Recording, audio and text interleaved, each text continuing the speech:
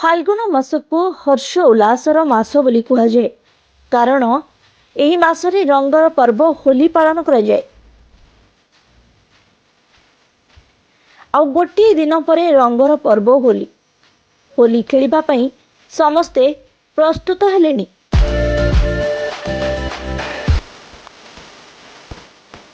ରାଜ୍ୟର ବିଭିନ୍ନ ସହରରେ ରଙ୍ଗ ଦୋକାନରେ ଜମୁଛି ଗ୍ରାହକଙ୍କ ଭିଡ଼।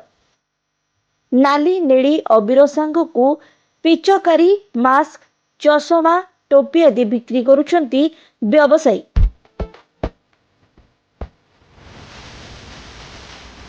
ଗତ 2 ବର୍ଷ କରୋନା କଟକଣା ଯୋଗୁଁ ରଙ୍ଗ ବ୍ୟବସାୟ ମାନ୍ଦା ହୋଇଯାଇଥିଲା। ଚଳିତ ବର୍ଷ ହୋଲି ଖେଳିବା ପାଇଁ ସମସ୍ତଙ୍କ ମଧ୍ୟରେ ବେଶ୍ ଉତ୍ସାହ ରହିଛି।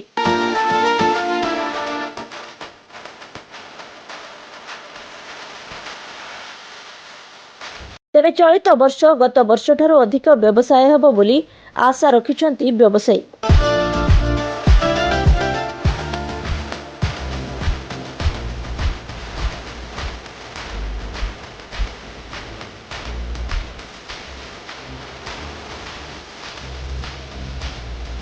भुवनेश्वरରୁ से गुलजारଙ୍କ रिपोर्ट, ASPN न्यूज।